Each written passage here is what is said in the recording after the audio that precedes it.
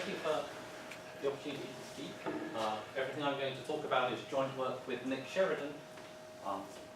This is the first time either of us talk about this, so apologies if it has something of the feel of a trial run. And this is a pretty symplectic talk, despite the sort of theme of the conference, at least so far having been more enumerative and algebra geometric. Okay, so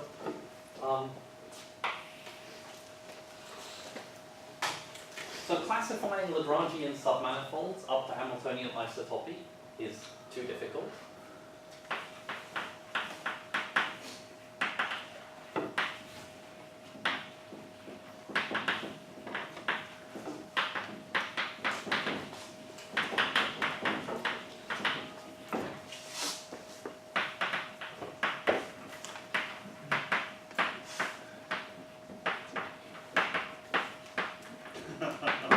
In light of which, you might sort of look for other equivalence relations on Lagrangians that gave you some insight but were not quite so demanding.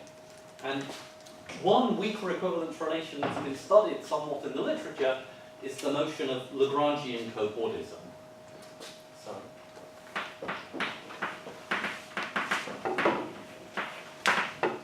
if I give you symplectic manifold, and L and L prime are, let's say, connected Lagrangian submanifolds,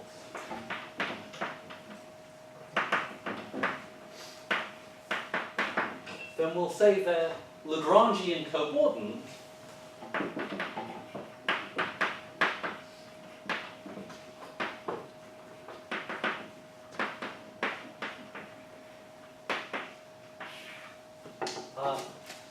if you can find a Lagrangian submanifold of C times X, which near sort of plus and minus real infinity in C looks like it's trivially fibered with fiber L or L prime.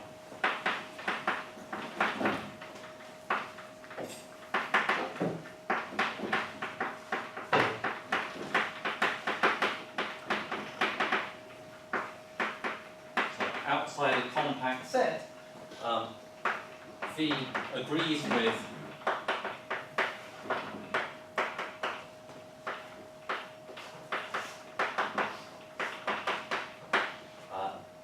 L and L prime. So the sort of cartoon you should have in your mind is that if this is the base C, there's some compact region where you have no idea what V looks like, but near plus and minus real infinity, V just looks like the Lagrangian, which is a product of either L or L prime with a half line. And there's an obvious generalization where we don't worry about this connectivity hypothesis, so more generally, if I give you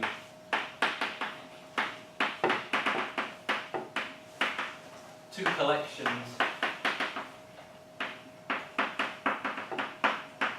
of Lagrangians, sort of L minus and L plus,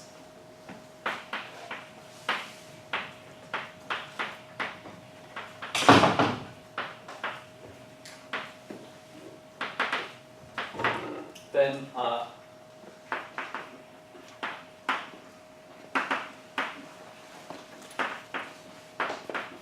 Lagrangian cobordism from L minus to L plus is the obvious thing. It's some Lagrangian in C times X, which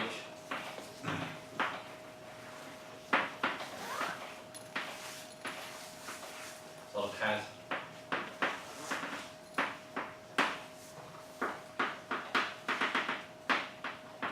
the Lagrangians sort of Li minus and Lj plus sort of carried by the ends fibered trivially over half line.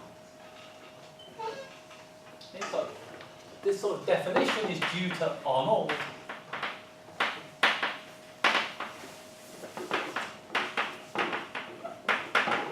And was sort of systematically studied and brought back to kind of visibility in a sort of selection of works of Duran and Cornille.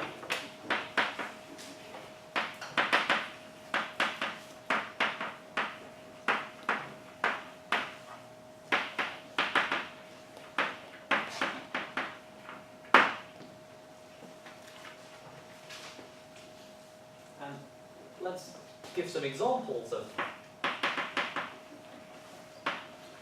cobordisms. I mentioned that one could think of this as a relaxation of the equivalence relation of Hamiltonian isotopy, so the simplest class of examples comes from Hamiltonian isotopies.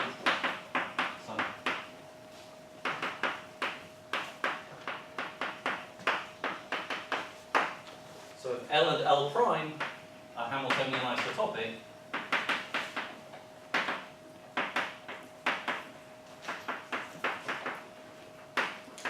then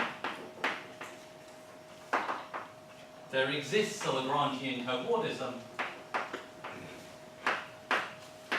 from L to L prime, which is, a suspension of this isotopy. It's not quite true that it fibers literally over a line, but it's sort of, morally you think of it as just the suspension of this isotopy stretched out over a real line in C.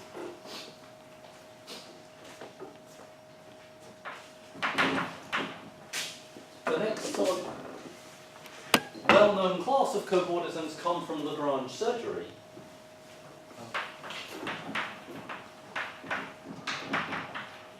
If for simplicity say L and L prime meet transversely at a point P,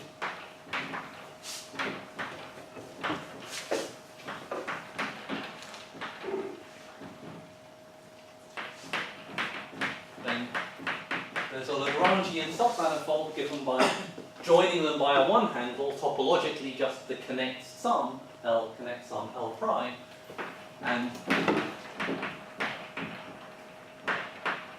there's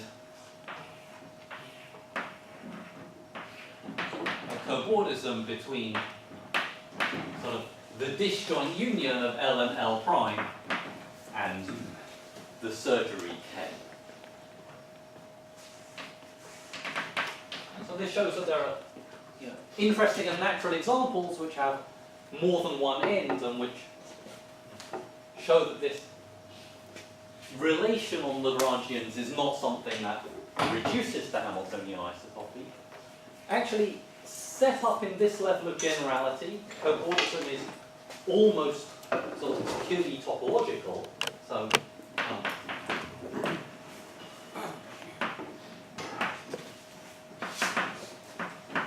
it's well known that immersed Lagrangians satisfy an H principle, and you can run that H principle relative to some part of the Lagrangian, for instance, lying over the ends of a tentative cobordism that are already embedded. And then using Lagrange surgery, you can suppress the double points of a Lagrangian immersion.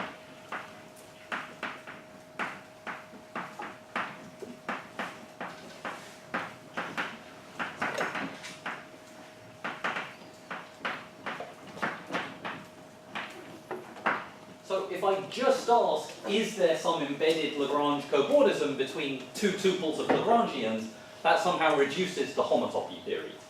But if I ask that my cobordism has any kind of reasonable property, for instance, if it's graded, or exact, or monotone, or more generally, theoretically unobstructed, in the sense of Fekir and others, then the rigidity phenomenon appears.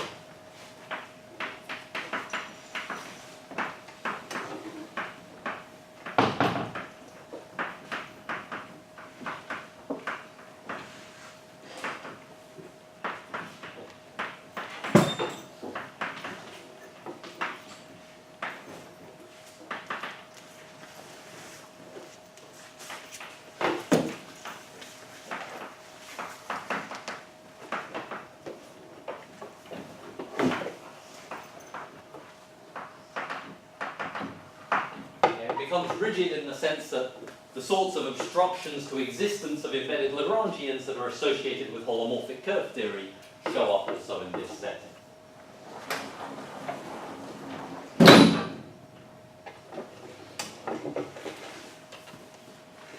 So the aim of the talk and this work I've been doing with Nick is to study Lagrangian cobordism more precisely study gradient Lagrangian cobordisms between configurations of fibers of a Lagrangian torus vibration.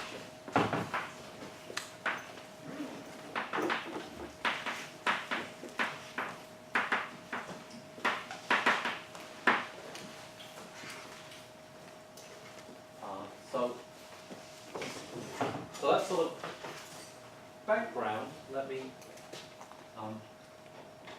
So the next bit of background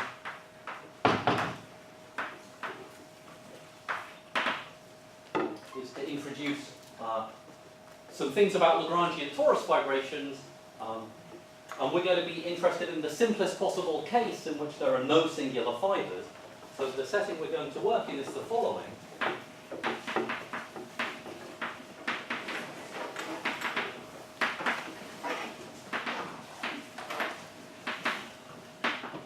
So we'll start with a tropical affine manifold B.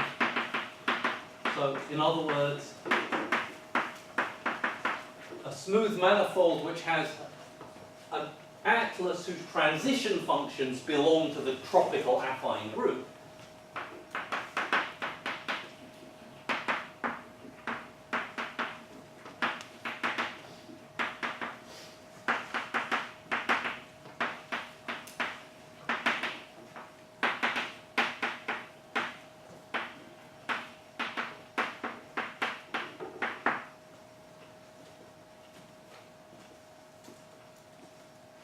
We haven't talked about this work, but we explained some of the things we were thinking about Martin Brightson in Oxford.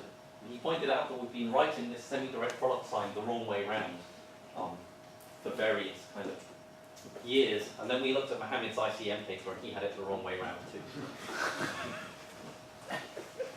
So if I give you such a manifold B, it canonically gives for you a Lagrangian torus vibration. Then the cotangent bundle of B has a natural family of integer lattices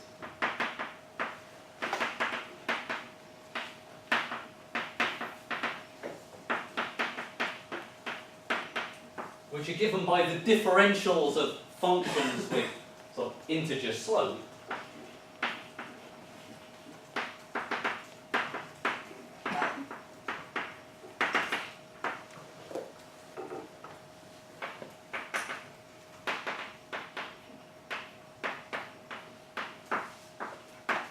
So then we can let x of b be the quotient of the cotangent bundle by this family of lattices, just equipped with the obvious symplectic structure coming from T star b.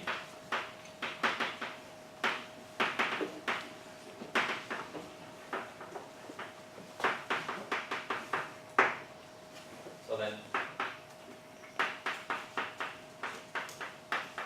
x of b has a sort of obvious natural map to B, which is the structure of a Lagrangian torus vibration.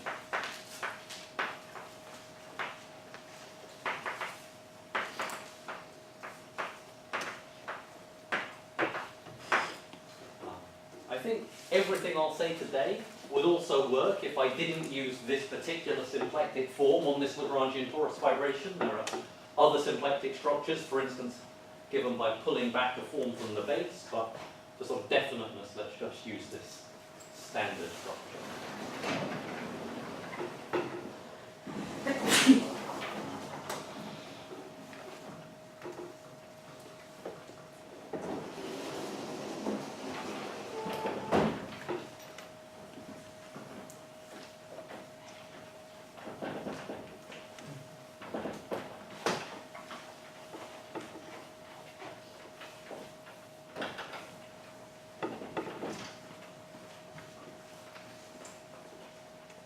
So it's sort of an easy check that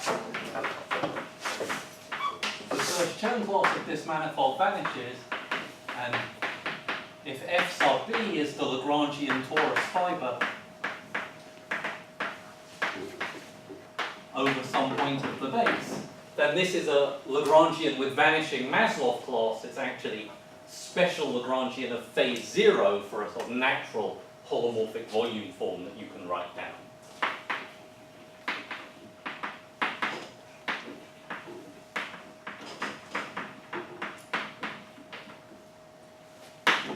So it makes sense to talk about graded Lagrangian cobordisms between tuples of such fibers.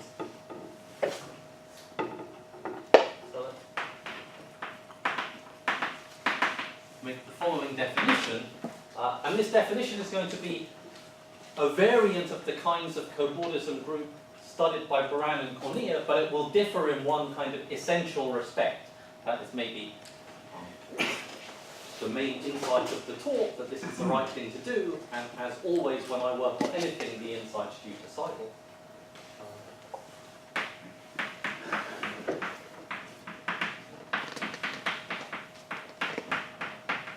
So we'll let the cylindrical cobordism group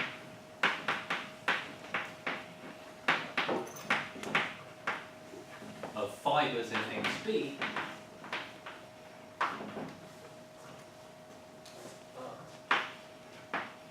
be the sort of Armenian group generated by the fibers FB modulo relations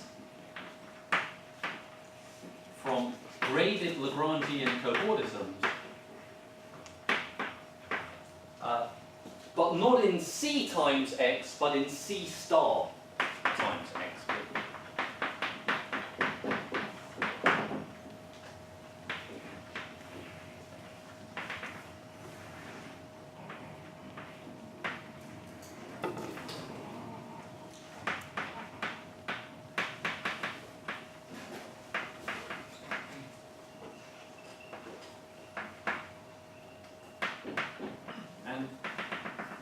An important point about a cobordism over the cylinder rather than over the plane is that it could in principle wrap all the way around the cylinder. So the sort of compact part of the cobordism can separate the ends.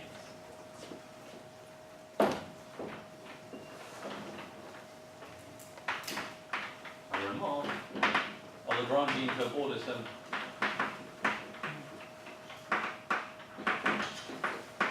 C times X defines one in C star times X by sort of dividing by a large imaginary translation.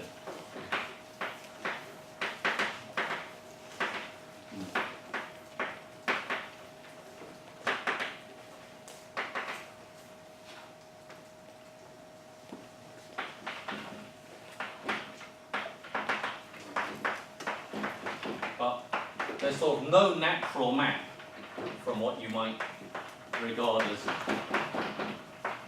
cobordism group over C star to the cobordism group over C.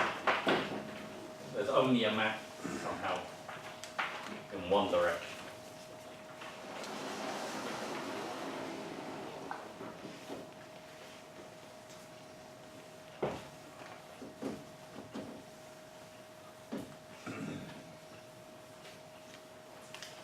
Let me give one very simple example of an interesting, not very interesting, but not completely uninteresting cobordism over C star.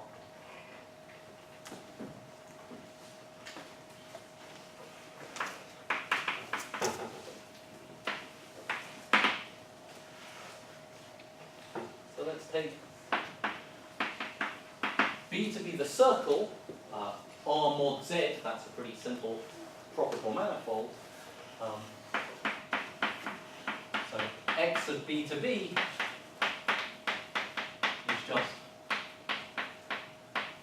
sort of trivial projection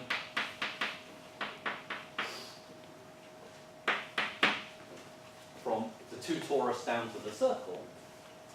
And I'm going to let L be the Lagrangian y is 0, and I'm going to consider sort of fibers FB for B inside some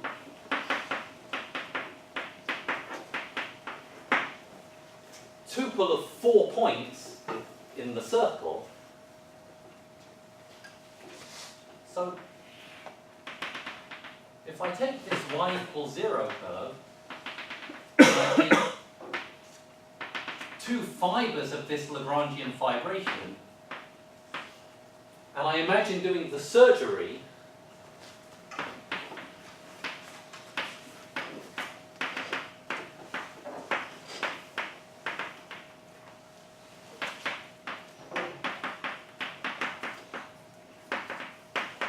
I get a curve in T2 that sort of wraps once one way and twice the other, and there's exactly a one-parameter family of such things. Up to Hamiltonian isotopy, I can make that curve straight, and there's a one-parameter family of translates, which means that what this curve after surgery is up to isotopy sort of must depend only on some combination of A1 and A2, because it doesn't come in a two-parameter family. So if A1 plus A2 equals A3 plus A4 in the circle, the surgeries are Hamiltonian isotopic.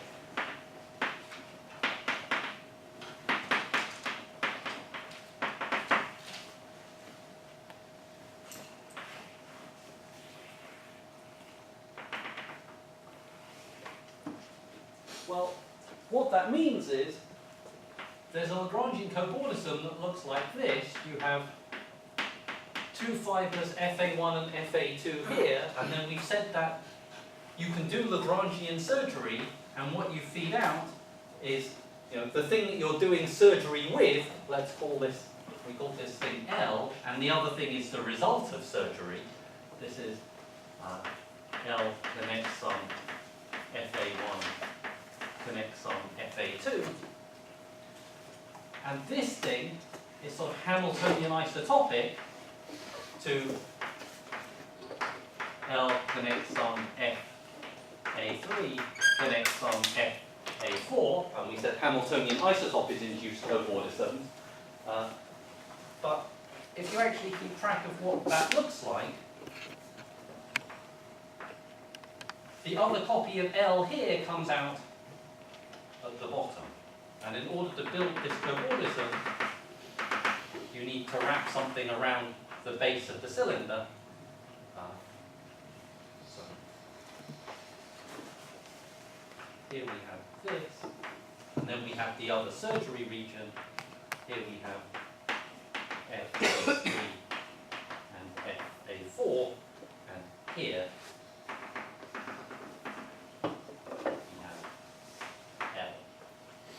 if you imagine sort of spinning this round, L being on the top here means L on the bottom here, and in order to connect these up to build a cobordism that doesn't manifestly bound this, that has a chance of being unobstructed, you need to let yourself wrap around the back. So Ivan, I have many questions suddenly. Yes. First one, is this thing going to be unobstructed, or should I expect to see... Oh, yes, it is. This is going to be unobstructed. Because you're on a... Because I'm on the cylinder. Exactly. Otherwise it wouldn't be. And the other question is, this feels a bit like a stabilization, where you basically allow this extra copy of L to be on both sides of the story. Do I imagine that if I allowed an arbitrary genus base, then the cobordism relation would tautologically be the same as the Grothendieck group of Fourier category, under the standard assumption? Because basically any mapping cone I would want to do could be inserted as a one handle into base. I mean, that's, I think, I will go in those sorts of directions. I'm not sure that one should need to go that far. It's certainly true once you've gone this far that it's very natural from the point of view of composing cobordisms to allow cobordisms over arbitrarily punctured copies of C.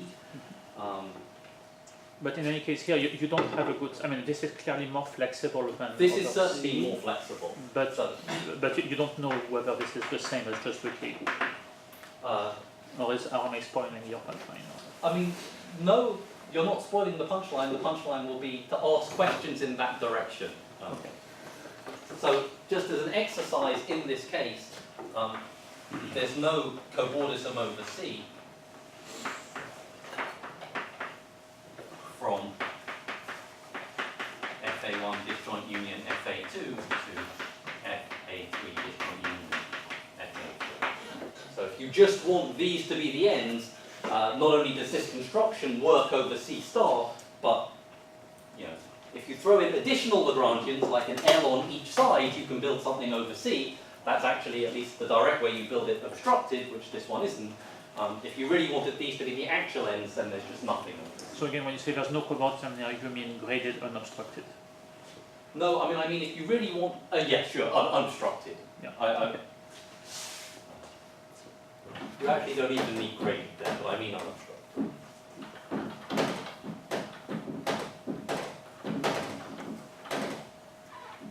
Yeah, actually, I think in this dimension you could just say graded.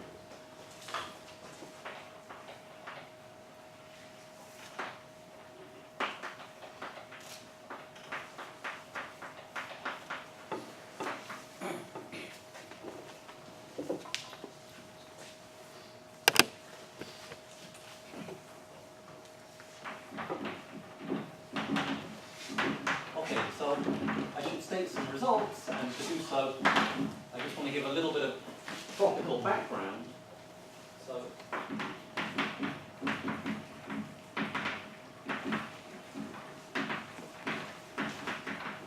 if B is a tropical affine manifold, you can make sense of rational polyhedral complexes in B.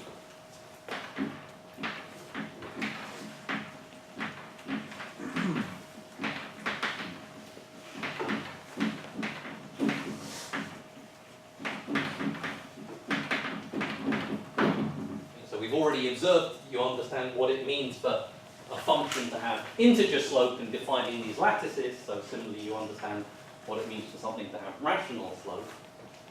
So the definition of tropical one cycle is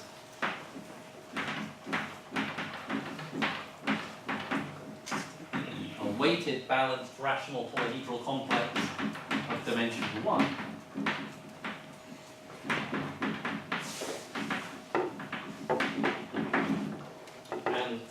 If all the weights are positive, it's effective, then it's called a tropical curve.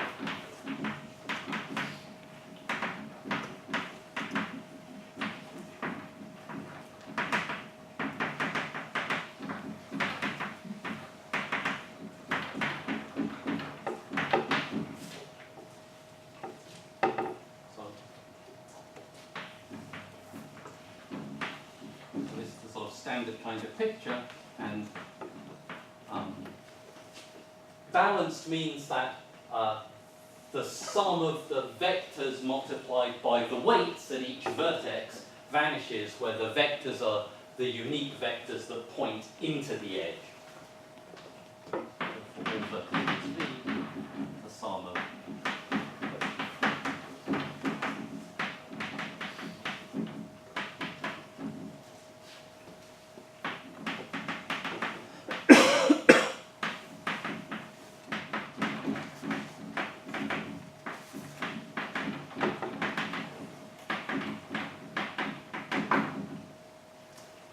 What does effective mean?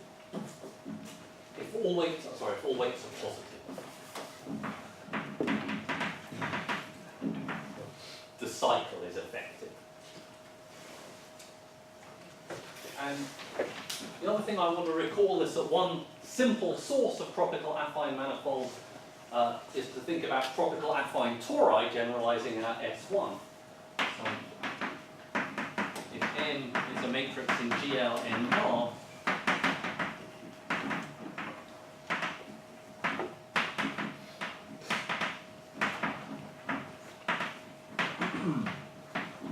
determines a tropical affine torus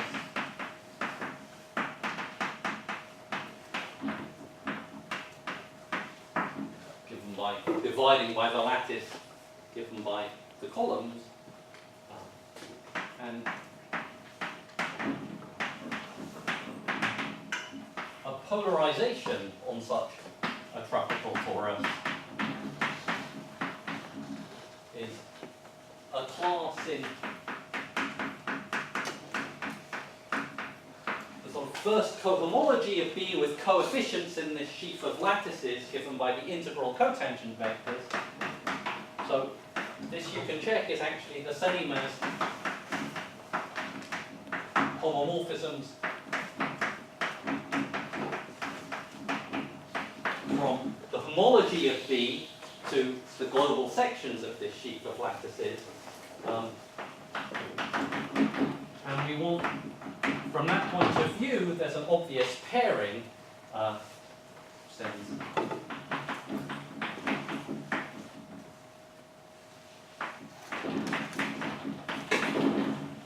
I think of C as a homomorphism, and I give you a one cycle, I can map it over here, and then I can integrate this form over another element of H1. So this pairing on H1 BZ should be positive, definite, and symmetric.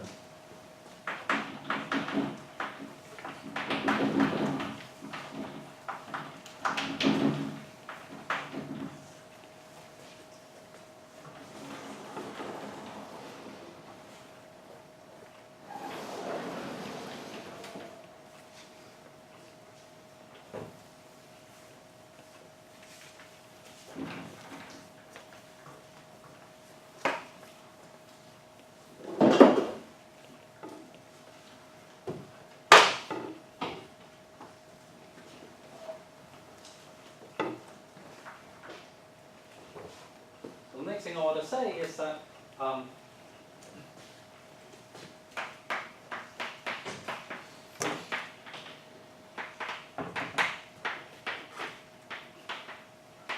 there are tropical affine tori that admit no polarization, in fact admitting a polarization somehow not generic in the same way that being polarized if you're a complex torus is not generic.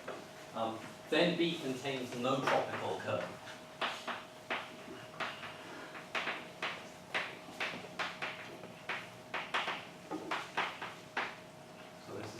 Consequence of thinking about a kind of tropical oval Jacobian.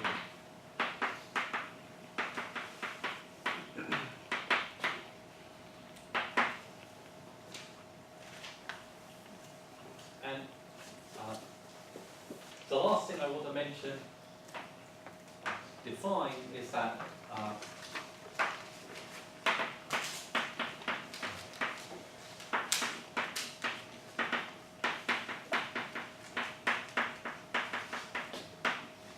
so there's a sort of subgroup of this Lagrangian cobordism group that I'll denote by a subscript hom, standing for homologically trivial.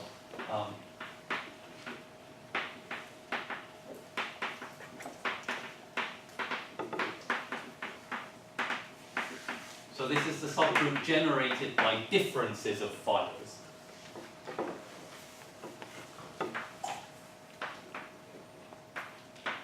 And I'd like to state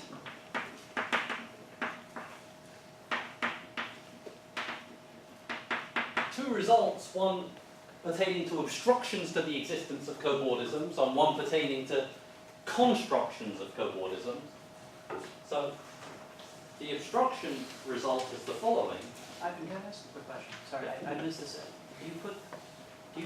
Is your group generated by fibers with local systems, modulo cobordisms with local systems? It could be, but for simplicity in this talk, I'm just talking about fibers. Local systems will play an essential role even in the proofs of these results where the fibers don't carry them, but my fibers are just plain unadorned. So suppose B contains no tropical curve.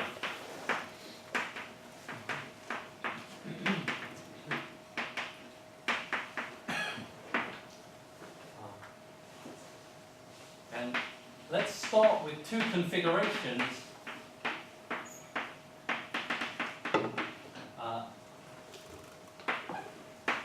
which are configurations of fibers indexed by pairwise distinct points.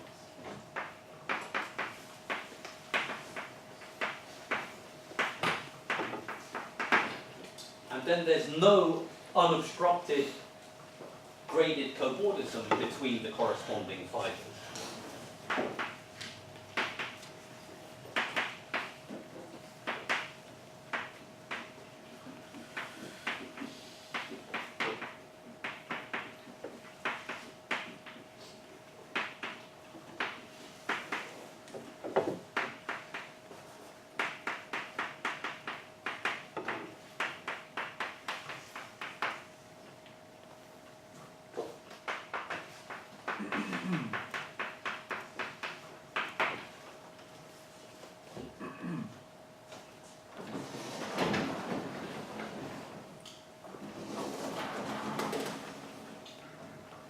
on the other hand, a sort of illustration of a situation in which many coordinates exist.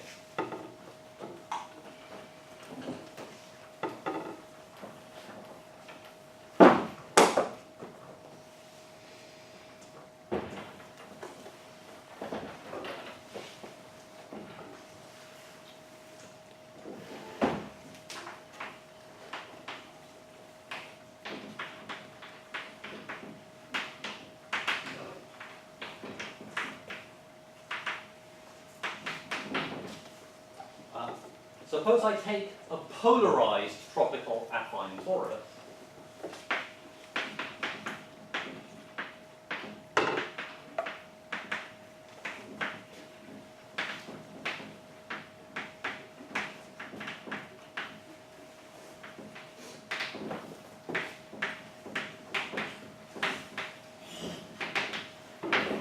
And I think about this sort of homologically trivial group of cobordisms, then that's a divisible group.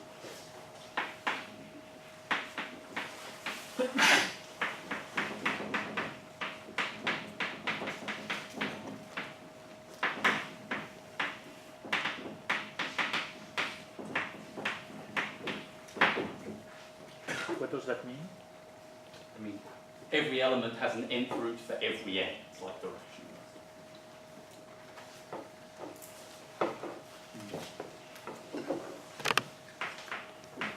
So before I talk at all about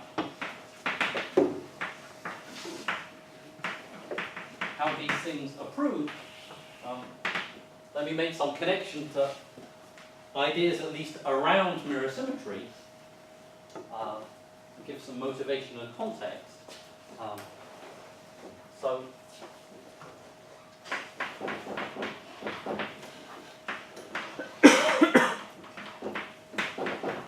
a Lagrangian torus vibration has a mirror, which is a rigid analytic space.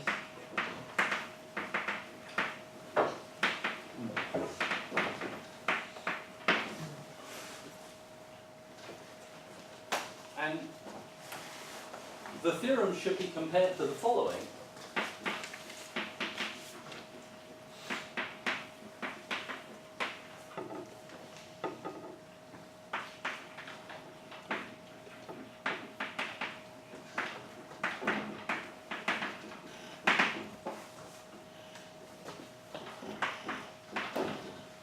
So the first is that if I give you an analytic space that contains no analytic curve, then the Chow group of zero cycles is just free on the points.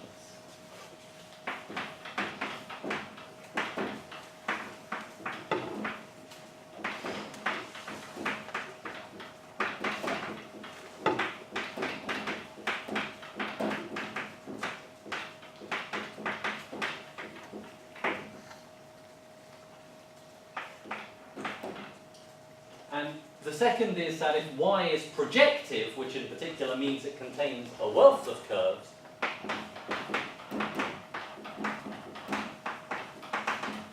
then the homologically trivial part of the group of zero cycles is divisible.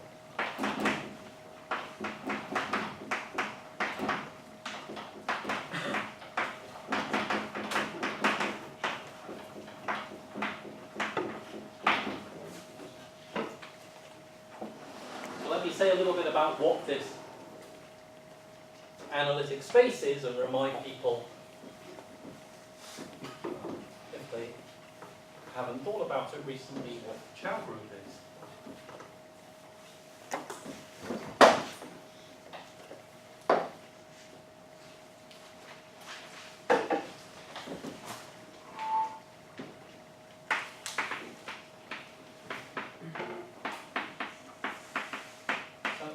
As a set, Y of B is given by taking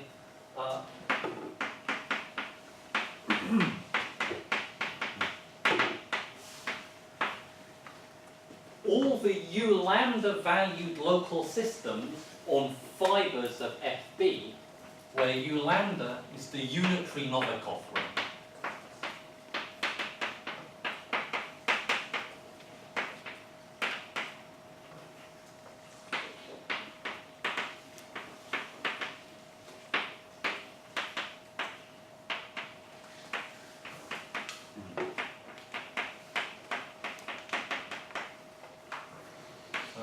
Novikov ring is this ring of formal series in a variable q, and u lambda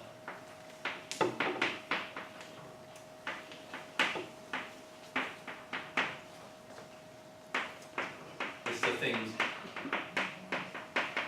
which start with some non-zero constant in C star and then have smallest positive power of q, smallest power of q being strictly positive. So under the valuation which extracts the smallest power of q in this non-Archimedean field, these are the unitary elements, the things of valuation 0. In particular, any point of B, by taking the trivial local system on the corresponding fiber FB, defines a point of YB.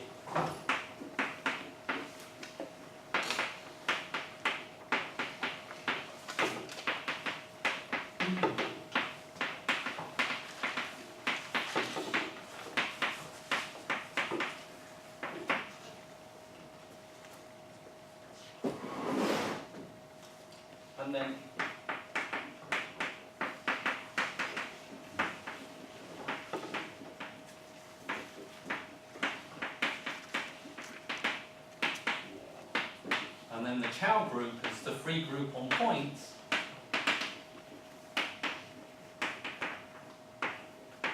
modulo the relation of rational equivalence. So sort of, if I give you 0 cycles, finite combinations of points, perhaps with multiplicity, z and z prime, then z minus z prime is sort of rationally equivalent to 0 if you can find a one-dimensional subvariety of P1 times y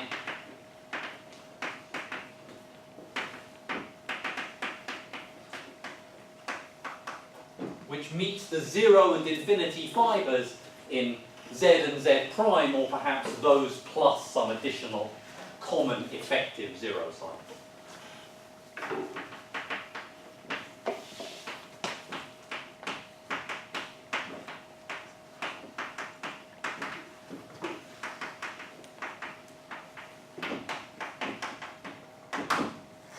So A here is just some extra zeros.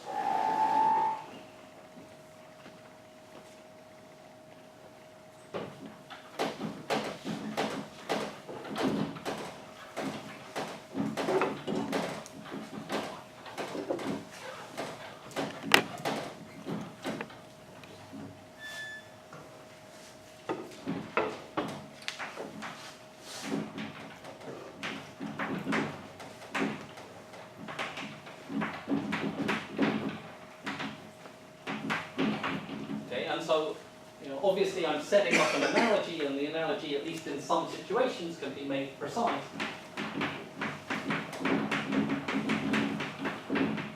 So, if in my original setting I give you a graded unobstructed cobordism,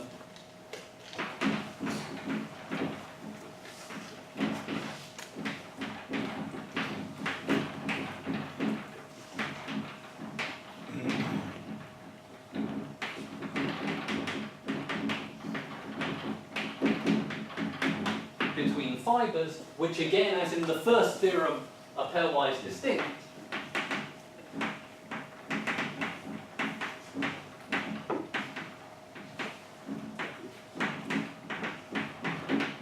Well, then I've said that these tuples of points give rise to effective reduced 0 cycles on the mirror, and those are indeed rationally equivalent.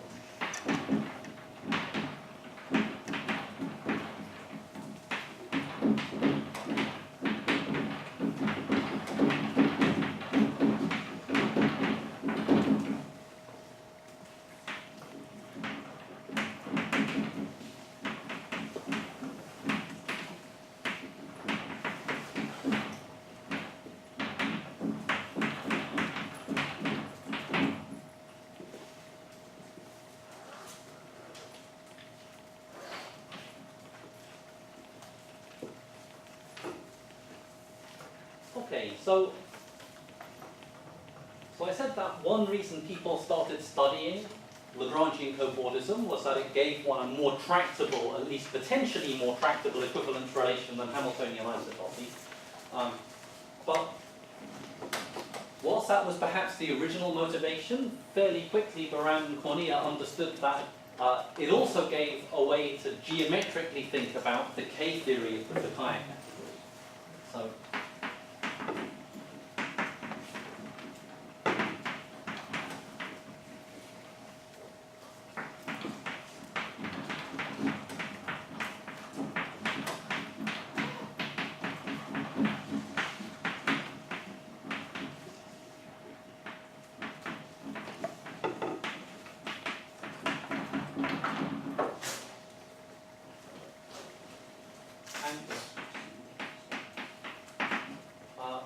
one of the things that we prove is that there's analogously a map from this cylindrical cobordism group. So I'm assuming always that cobordisms are unobstructed to, well, not quite K naught of the Fukaya category, but K naught of the category of proper, so cohomologically finite modules over the Fukaya category.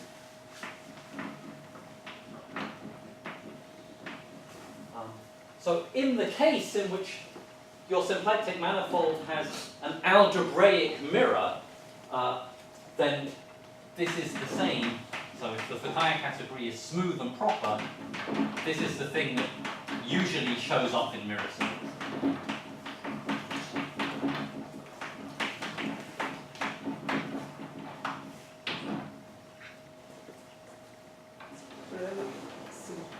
You don't have pairwise distinct condition with the CH0, right?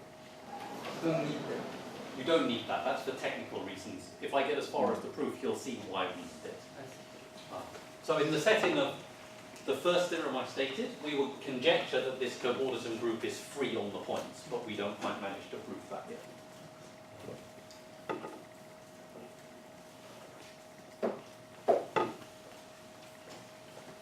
So Ivan, based in this analogy that you did using the cobordism, does it make sense to think now about like cobordism between two set of disconnected Lagrangians, but you allow yourself somehow to have copies of one specific Lagrangian coming in, like making the role of A here? Yeah, you can do that. I mean, I think there are many obvious things to do, few of which we've explored, none of which will rescue you from the following basic issues.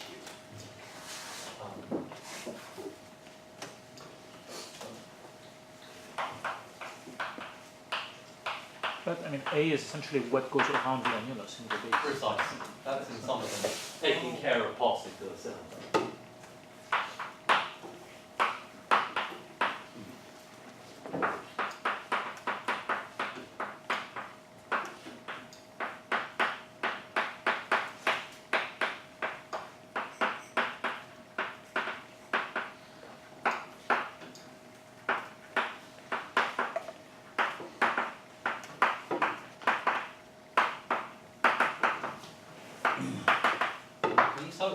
So despite the analogy in the partial results, you should not expect cobordism groups to be mirror to Chow groups.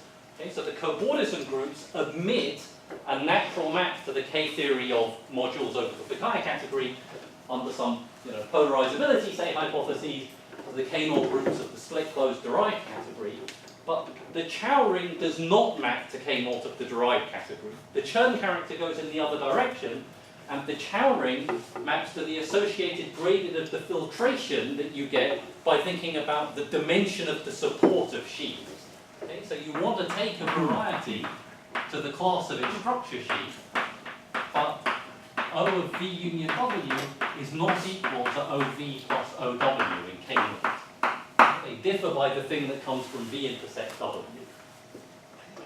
So Of course, if you restrict attention to Lagrangians that are fibers and mirror to points, you start off by working in the lowest dimension piece of this associated graded, and this issue is somewhat resolved. Okay, so to get sort of a clean comparison, the fact that we're restricting to this sort of fiber cobordism group is somehow essential. So, What if you do something cheap and rationalize? sorry? What if you do something cheap and rationalize everything? Then I mean, still, this, you know, no, then this is a rational isomorphism, as is the Chern character in the other direction. But, you know, there is no natural map, even rationally, from Chow groups to K theory. well, no, there's a Chern character which is now. There's a Chern character The that goes in the opposite. other direction Yes, but it's an isomorphism after you rationalize it. after you rationalize. Yes, after you rationalize, you got the map backwards. Yeah, I mean, you know, I don't know much about cycles. I know something about the Fukaya category, and we currently don't have any way of augmenting the open-closed map, which is our version of the Chern character landing in hotshot homology, to something that will land geometrically in something like a cobordism group. It's not going to happen anytime soon.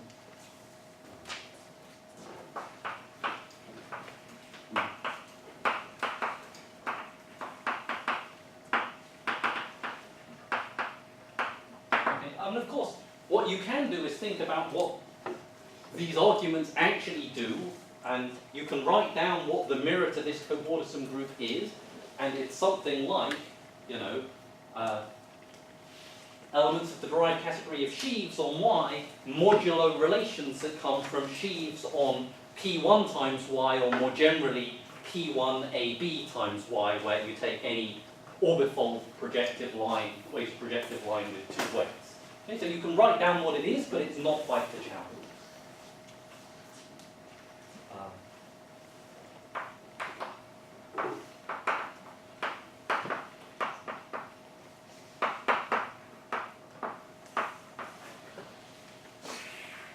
Okay, so I misjudged timing, so let me spend 2 minutes saying something about where these sorts of results come from.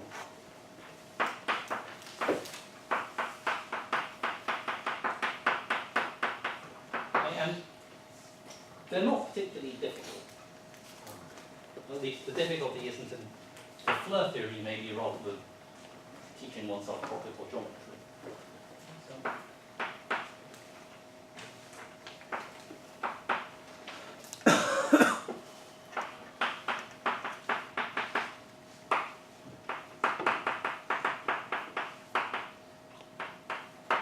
so if I globally trivialize C star, write it as R times S1, then for each real R, I get a Lagrangian torus inside C star times X of B, given by taking a circle S1R in the base and some choice of Lagrangian fiber FB inside XB.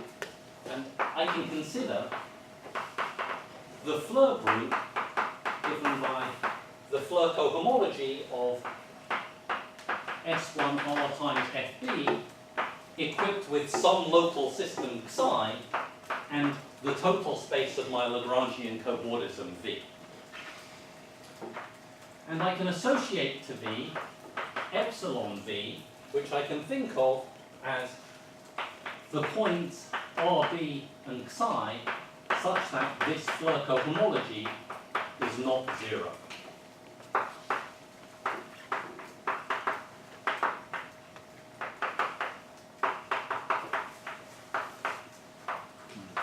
So in this setting,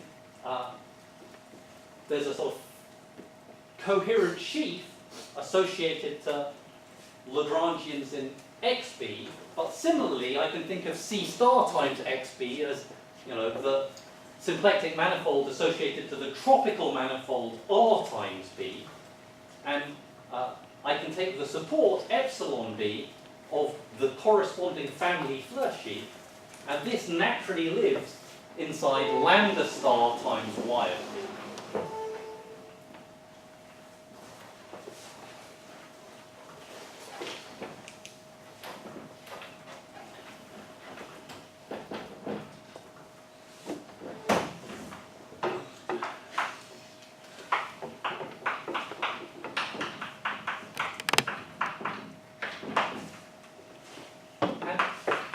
somehow the key point of family Floer theory,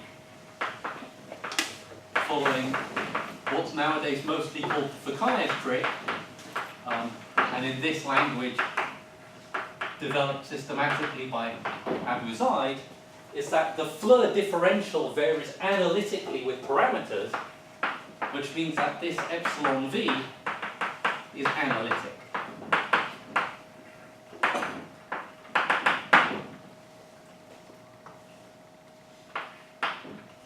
But given an analytic variety, you can take its tropicalization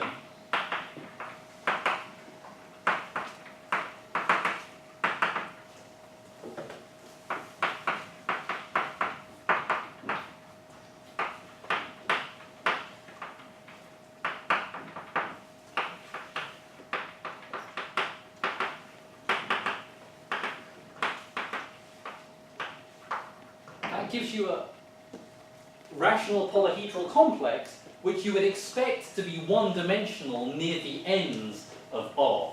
You would expect it to reflect the structure of your input cobordism. But it's sort of easy to see that it needn't be. You can have kind of a trivial example, either over C or over C star, of a single Lagrangian that you just move around some arc, and then if you think about what happens when you take this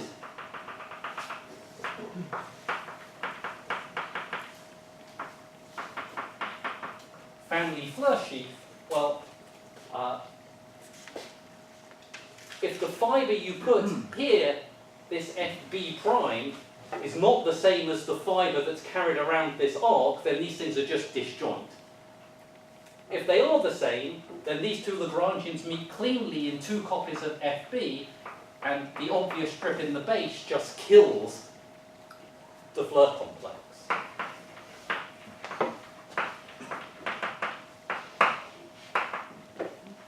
But what we prove by thinking about what holomorphic curves look like is that if the ends of the Lagrangian are pairwise distinct, then first of all this can't happen, so the relevant analytic cycle is non-trivial, and moreover, that cycle naturally compactifies to a cycle in P1 times 1.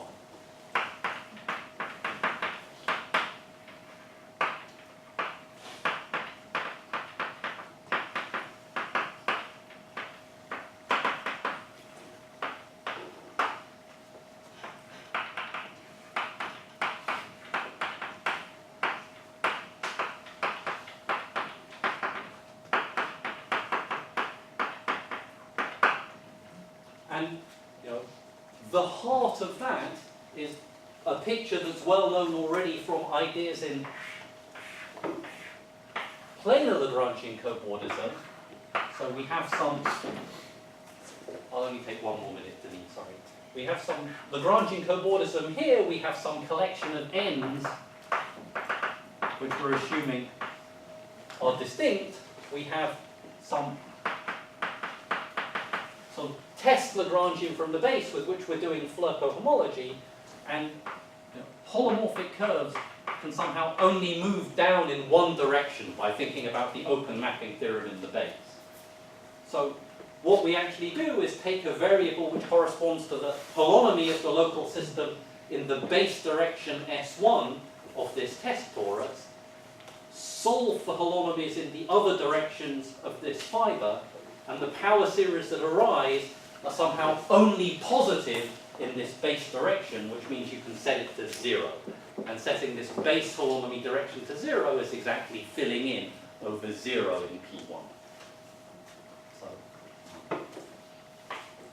So that underlies the obstruction theorem, and the construction theorem is really just an existence theorem for tropical curves, which are nice enough to construct Lagrangian cobordisms.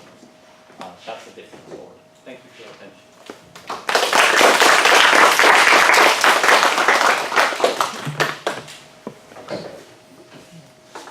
Questions or comments?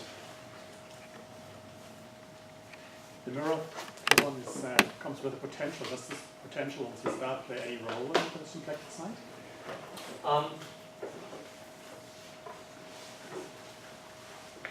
I think that's exactly what your argument is about. That's right. I mean, Right. so you know, we're somehow taking C star with a skeleton, which is the zero section plus a real line. That's somehow built into the way we're thinking about these cobordisms, or if you like, the way we do Floer theory for these cobordisms involves placing one stop on each boundary component at ideal infinity of C star.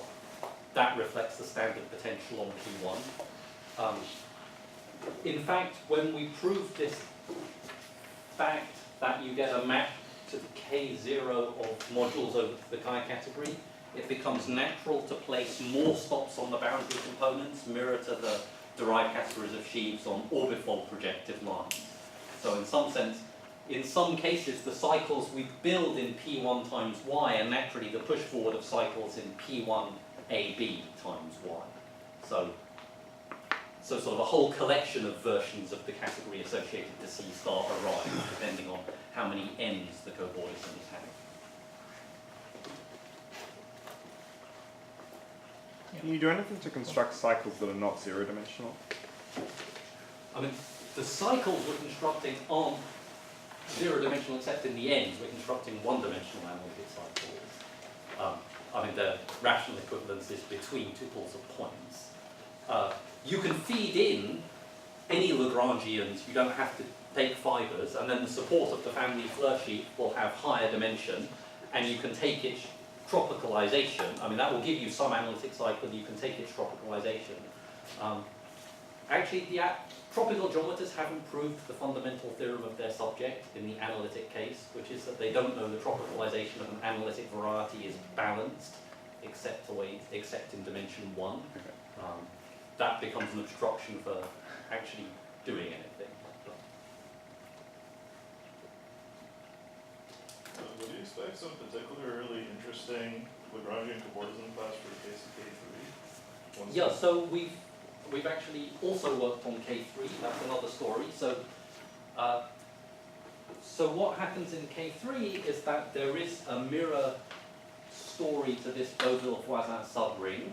So what you can prove using mirror symmetry and these kinds of techniques is that there are Lagrangian tori whose class in K0 of the Fukui category is not generated by Lagrangian spheres. Unfortunately, as Denis pointed out to us, the sort of symplectic topological consequence of that there are Lagrangian tori not cobordant to unions of Lagrangian spheres, follows by a sort of three-line elementary argument to do with flux. So there is a non-trivial statement at the level of the Fukui category, but I don't know how to make a non-trivial, purely symplectic statement on K3. So you built a lot of cycles over P1 or P1 of some orbifold points.